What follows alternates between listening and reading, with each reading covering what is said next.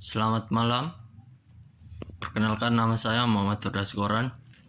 NIM 2003 03 0100, kelas C, semester 2, semester 3, jurusan Sosiologi, Fakultas Ilmu Sosial dan Ilmu Politik, Universitas Nusa Cendana Kupang, 2021. Pada kesempatan ini saya akan membacakan tugas review buku kedua, Perubahan Sosial, yang berjudul Berkomunikasi untuk Perubahan.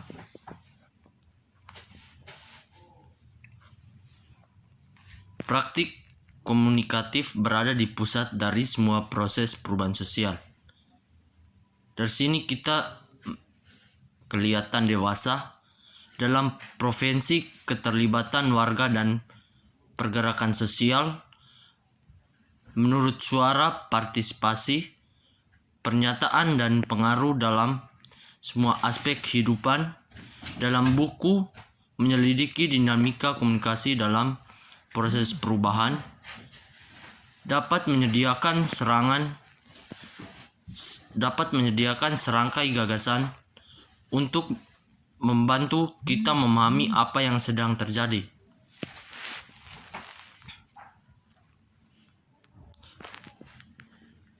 Mungkin karena maraknya media sosial dan meningkatnya gerakan sosial, studi komunikasi dan perubahan sosial semakin terjadi di luar apa yang mungkin lebih rendah disebut sebagai fiksi yang jelas. Komunikasi untuk pembangunan atau komunikasi untuk perubahan sosial. Buku ini menarik pada warisan bidang tersebut, menghadapi realitas kontemporer dari terus-menerus refreshing, agak mengulang-ulang untuk keterlibatan dan pendekatan yang lebih luas. Untuk memahami peran komunikasi dalam proses pembangunan dan perubahan sosial adalah upaya yang sangat rumit untuk dimengerti. Komunikasi untuk development dan perubahan sosial selalu menjadi multidisiplin dalam upaya ilmiahnya.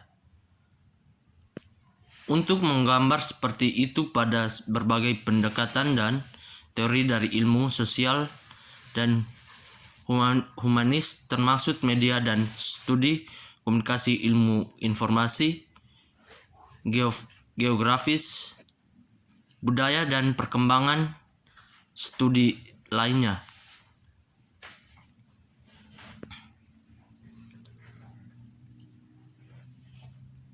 Penulisan buku ini memutuskan perhatian pada komunikasi, perkembangan internasional dan perubahan sosial.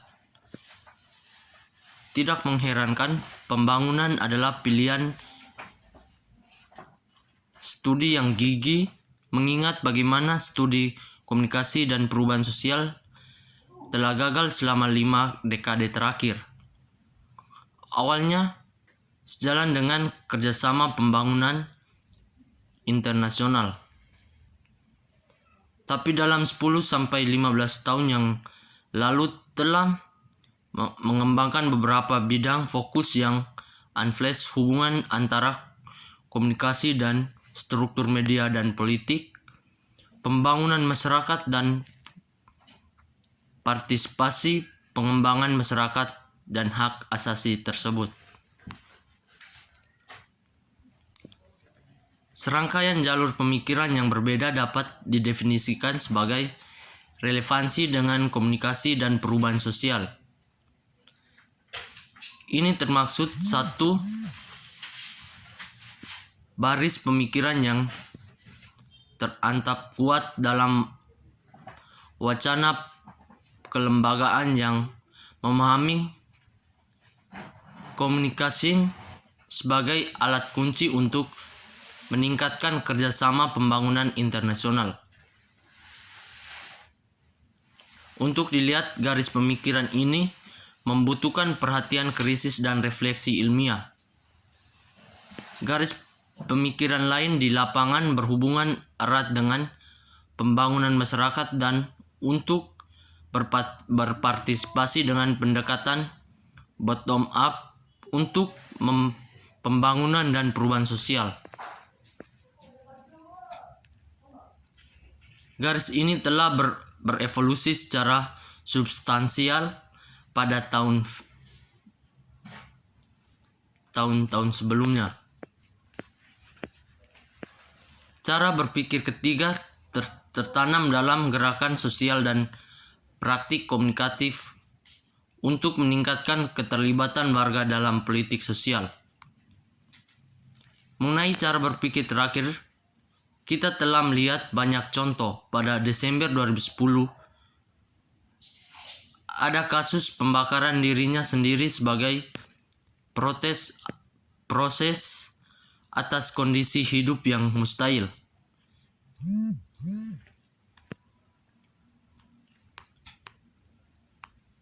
Meskipun kita tidak bisa generalisis di inti dari pemberontakan elemen umum dalam kritik kekuasaan dan mereka yang memegang kekuasaan atau bertindak untuk meningkatkan penghidupan dalam mengatasi kesenjangan sosial yang luas meskipun memiliki sumber daya yang melakukannya.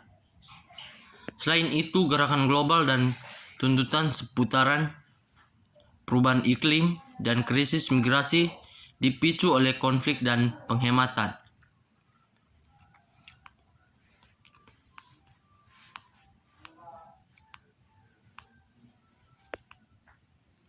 Konsep untuk berpikir salah. Claude Lévi-Strauss menggunakan istilah baik untuk dipikirkan menggambarkan peran hewan dalam totemisme tahun 1964. Ia memandang binatang-binatang ini bukan hanya sebagai simbiolis, melainkan sebagai bagian dari struktur konseptual berpikir yang rumit. Cyril Turkley mengembangkan gagasan ini dalam kaitannya dengan objek yang menggunakan berbagai hal yang kita pikirkan. Dia juga terinspirasi oleh ide Brickley-Leaf menjadi sesuatu yang baru dari apa yang tersedia. Di sini kita menyajikan dapat melihat satu set konsep berbagai provokasi untuk berpikir dan seperti yang dikatakan Oscar Herman dalam jilid ini untuk memperbarui pikiran. Seperti dengan objek Turkley, ini konsep yang menggairahkan provokasi dan mereka menangkap perubahan pikiran karena sedang terjadi.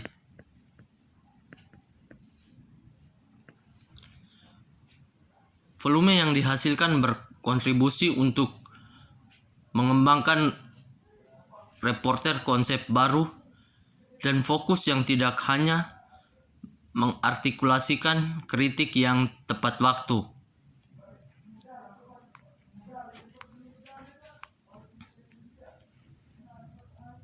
Berikut kewarganegaraan dan keadilan. Dua konsep pertama menawarkan kepada kita pemikiran kritis mengenai kondisi kewarganegaraan dan produksi pengetahuan dalam masyarakat kita kontemporer. Konsep Take Ngoblen atau kemarahan menarik perhatian pada cara-cara media sosial digital yang menyebabkan kemarahan menjadi faktor utama dalam liputan media. Meskipun berbagai caksim yang meluap dari kemarahan publik bukanlah hal baru.